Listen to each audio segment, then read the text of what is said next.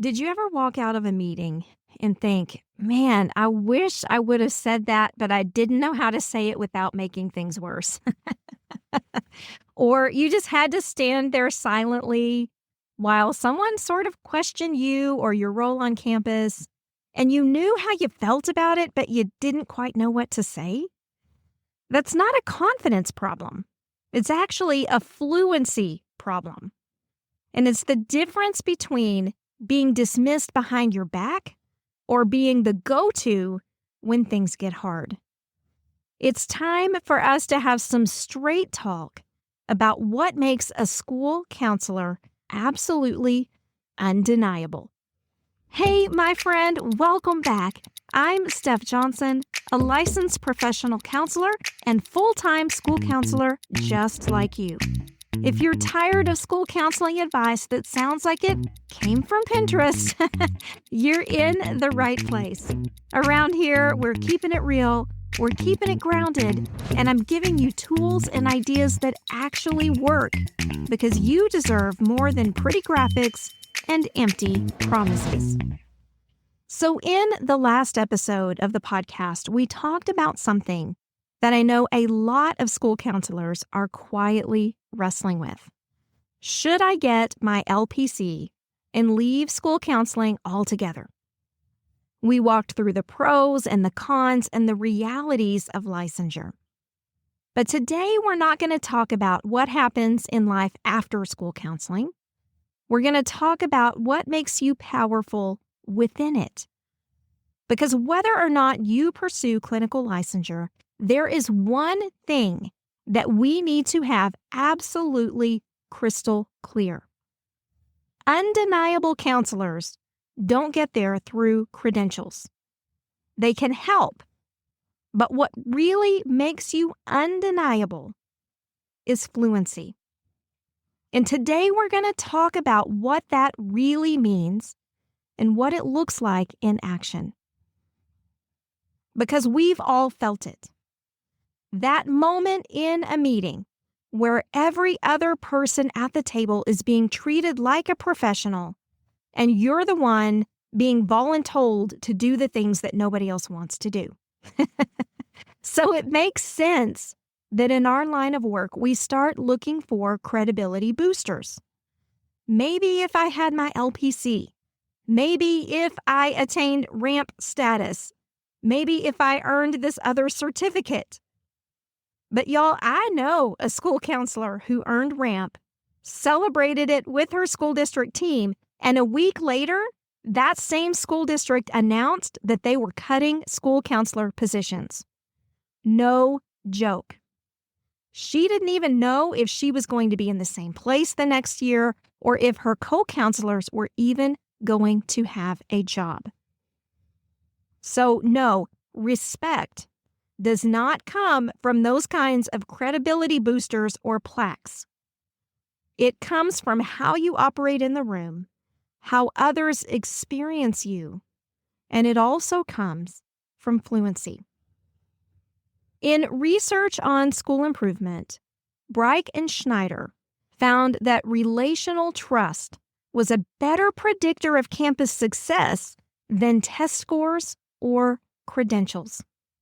Let me say that again. That is huge, and it is not something that you normally hear within the educational rhetoric. More than test scores or credentials, the better predictor of campus success is relational trust. My friend, that kind of trust is built through personal regard, demonstrated competence, respect for everyone's roles, and integrity over time. And I hope that those feel familiar because they should. Those are the things that fluency also creates. We're not leaning on scripts or frameworks, but we're building an ability to see what really matters in real time, to be able to say those things clearly, and to lead, especially in difficult situations, with calm confidence. Fluency builds trust, And trust builds access. And that's what makes you undeniable as a school counselor. Being respected is not just about what you've earned on paper. It's more about what you bring and how consistently you bring it. It's like counseling itself. You know that theories matter, but they only work when they bring yourself into the room. The strength of that relationship will outweigh the technique any day of the week. And the same thing applies when you're building professional influence as a school counselor. So let's try something different. Let's picture this. You're in your real-life school building. The bell is ringing, your email alerts are dinging, you're halfway through your coffee, and you're already behind. And then your administrator shows up. They say, discipline concerns are up in 7th grade. We need to do something fast. Can you put together a small group for these students? Ask yourself in this moment, do you know how to assess if a small group is even the right response? What would you need to know to determine that? And would you be able to confidently suggest an alternative? Or would you be able to say yes with conditions that protect your time and outcome? Those are some tough questions, aren't they? Let's imagine you're in that same school counseling office on that same campus. Imagine yourself there about to run off to the next fire that needs to be put out. And a teacher pulls you to the side and says, I've told you about this student's behavior 3 times and nothing has changed, and I don't know what else I'm supposed to do. Ask yourself, would you be able to address that issue in the moment without sounding dismissive or overwhelmed? Because that's an art, my friends, for sure. I'm continually trying to master it. I'm not sure I'm there yet, but could you do it? And then could you guide that teacher with clarity in the moment and still walk away with your boundaries intact and not having created any more work for yourself? Those are tough, right? This is fun. Let's look at another one. What if you open your inbox and you see a parent emailing you and they're saying, we haven't seen any improvement with our child. What exactly are you doing to help? I bet you've gotten one of those a time or two in your career. In that moment, ask yourself, do you have a go-to way to respond that's professional and self-protective?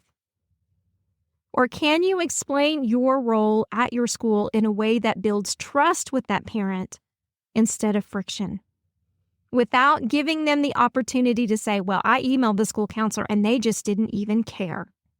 Again, this is the art part of school counseling, right? It's nuance and mastery. Let's do one more. Let's imagine this. This is like the interview questions that you often get for school counseling. There's a kid sobbing in the hallway. A teacher is calling for support with the classroom situation, and a parent is waiting for you in your office. What do you do? Do you have a triage process in your mind that you could immediately go to and trust? Can you prioritize in real time without panicking? This is fluency in school counseling. If any of those scenarios made your stomach drop a little bit, it's okay. We all should have felt a little moment of, I'm not sure within those scenarios. It just means you're ready to grow.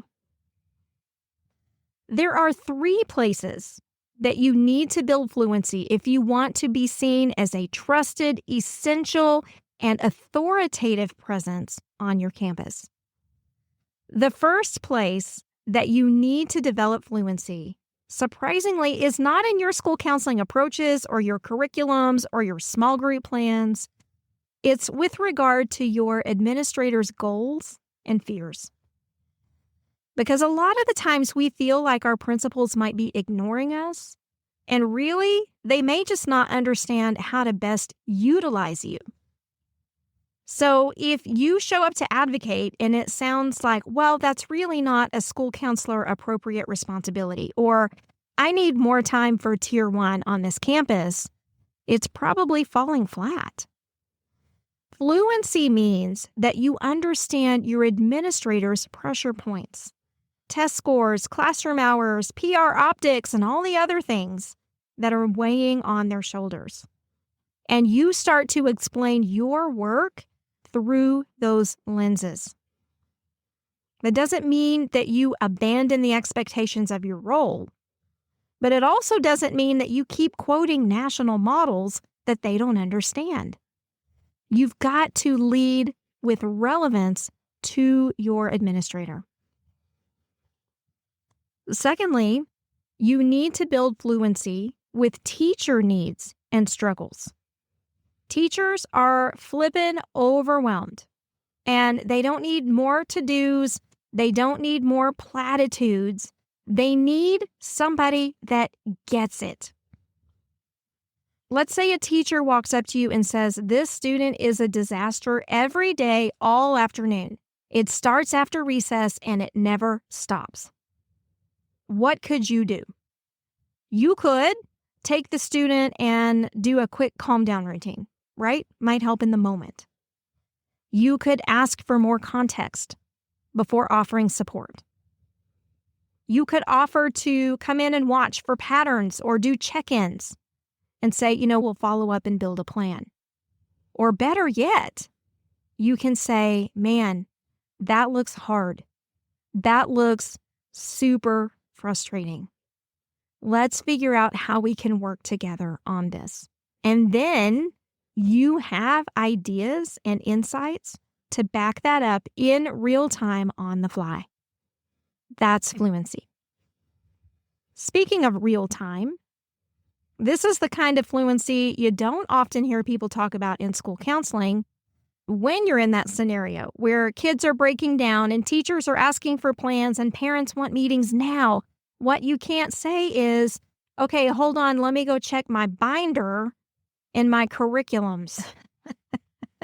You have to be able to lead in real time. And that sounds tongue-in-cheek, but my goodness, how many school counselors do you see that are perfectly content to sit within this Tier 1 SEL teacher role and completely rely on frameworks and scripted curriculums? Too many. As school counselors, if we want to build clout on our campuses, we must be able to lead in real time, to not be reactive, to not toss out responses recklessly, but be discerning. That's what we work on in our School for School Counselors Mastermind every week. Fluency isn't something that you learn in grad school.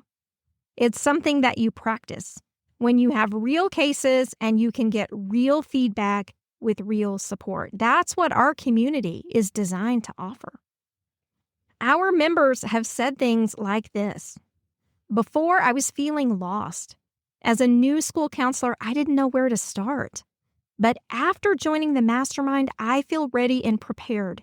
I have wonderful suggestions from others, tips that are great for a first-year counselor, and I'm ready to begin. Or this one. Before joining the mastermind, I was reluctant to speak up in conferences or with administration. But after, I trust my professional knowledge and instincts more, and I'm increasing my counseling fluency. Or this one, get a load of this one.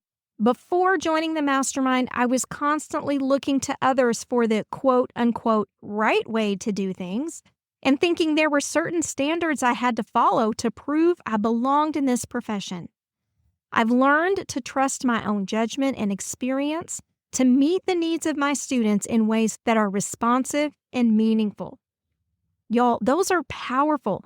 That is what we are doing week after week in our School for School Counselors Mastermind. But to the point, you do not need another credential to be respected on your campus. You need clarity. You need relationships that are rooted in trust.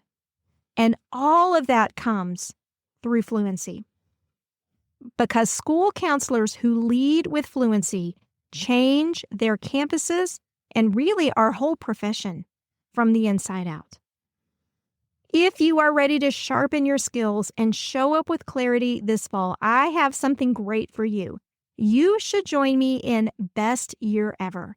It's our annual free multi-night event that helps you step into the school year with a plan that actually works.